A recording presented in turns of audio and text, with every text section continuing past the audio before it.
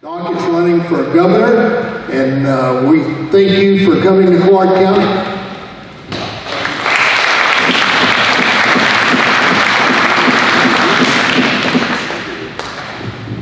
Thank you. Appreciate it. My name's Doc Washburn. I used to do a radio talk show in Little Rock, a little thing we like to call News Radio 1029 KARN. I was fired in October for not going along with the company's vaccine mandate. At that point, started doing a podcast at DocWashburnShow.com. Never intended to run for anything. As a matter of fact, I'd always tell people you got the wrong guy. That changed when Sarah Huckabee Sanders ran on Facebook and endorsed Senator Bozeman and Congressman French Hill for re-election, both of whom said the idea that the election in 2020 was stolen is ridiculous and that Donald Trump was responsible for violence on January 6th. People started calling me again. I still said no. Jan Morgan called me. She said, look, you don't understand what's going on. We're about to lose our country. Good people like you need to stand up and run for office. You need to talk to your wife and pray about it. When you tell a Christian to talk to his wife and pray about something, what I'm supposed to do is say no. So I did. I talked to my wife. We prayed about it. She said, I trust your judgment. This is way over my head. I knew the Proverbs talk about there's wisdom in the abundance of counselors. So the next evening I met with 10 or 11 people in a conference room in a church in North Little Rock. And I remember two main questions. One is, a lot of people don't know what happened to you since you got fired off the radio. Would this be a publicity stunt to raise awareness of your podcast, or you really been thinking about winning? I said, no, if I run for government, I'm in to win.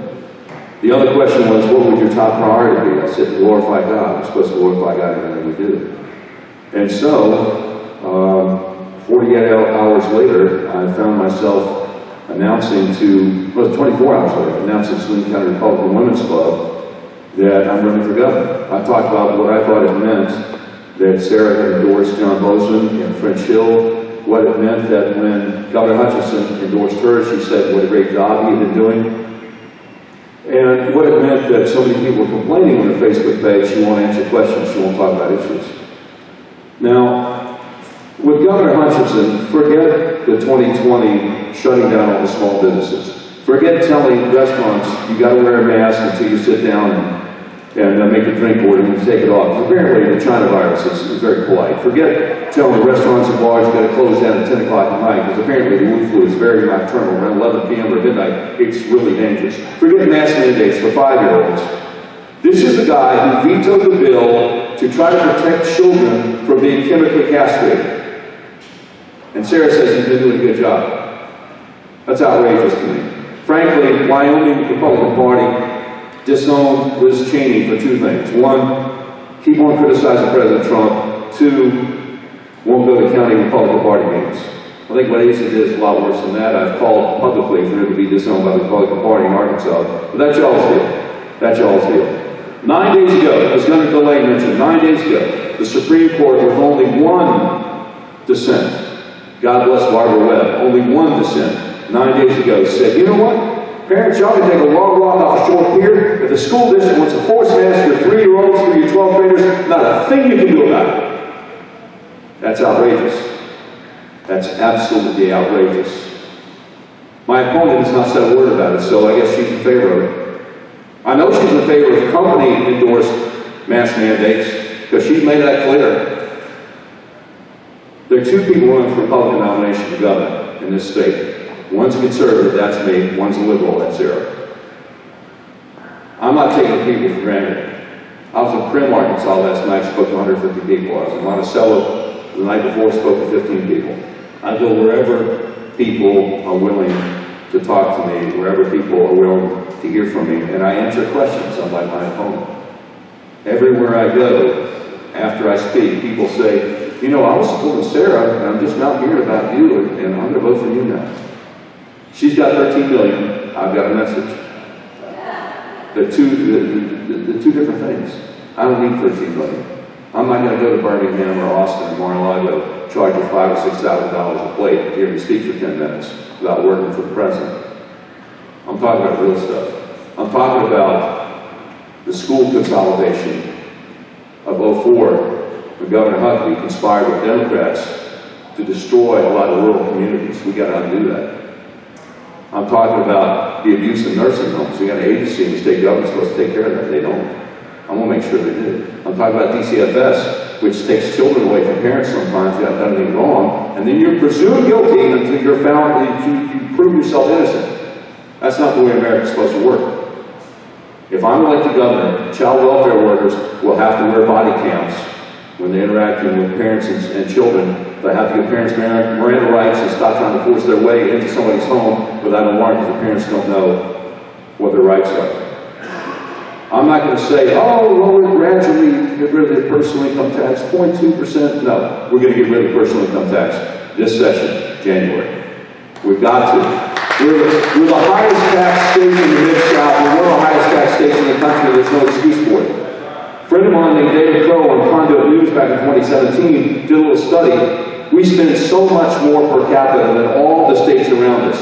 We spend so much more per capita than all the states that are our size. We have so many more government employees than all the states that are our size. It's outrageous. There's a lot of fraud, waste, and abuse. And the crazy thing is, when we elect a Republican governor and get supermajority Republicans in the legislature, I thought the Republican Party was supposed to be a party of smaller government and lower taxes.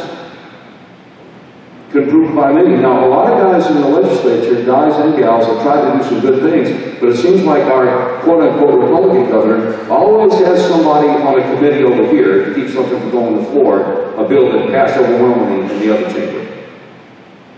I'm going to put an end to that. A great tradition in this state is when you get elected governor, your first day in office, all these resignation letters on your desk. Heads of agencies, heads of departments. I'm no one except Ms. Keogh's letter. Head of the ADEQ, farmers tell me it makes their life a living hell. It's time to stop having environmentalist wackos telling farmers what they can and can't do. It's outrageous. I said weeks and weeks ago, I'll definitely fire the head of the Arkansas Department of Health. I don't know if y'all noticed 2 or 3 weeks ago, Dr. Romero said, I'm out here to sweep it! So maybe I do have a chance. I can't think of any that I'm going to turn down. We got to get rid of the personal income tax, the income tax of small businesses, the tax on used goods. I recently bought a 2013 Honda Accord, 85,000 miles on $50,000. The ladies at DMV were so nice. They said, okay, now, honey, you got to call and get the assessment. I'm like, oh, great. The lady on the phone was so nice. Okay, you owe us $1,038 tax. I'm like, I thought the guy that bought it knew to pay that. Yeah, honey, you're going to pay it too. We got to get rid of the tax on used goods. Biden inflation is intentional. They stole the election and they're trying to punish us. It is intentional. They want us to feel the pain of the grocery store. They want us to feel the pain of the gas pump.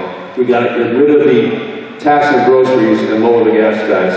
We got to push back against Washington. There's a lot more I'd like to say, but I appreciate y'all giving me the opportunity to speak for this long. And yeah, it does take money. I don't need 13 million. I don't need 1.3 million. If I can raise 130,000, I'll get my message out to my people through social media and robocalls. I'll be your nominee. I'll be your governor. Elect.washburn.com. Thank you. God bless y'all. Appreciate it.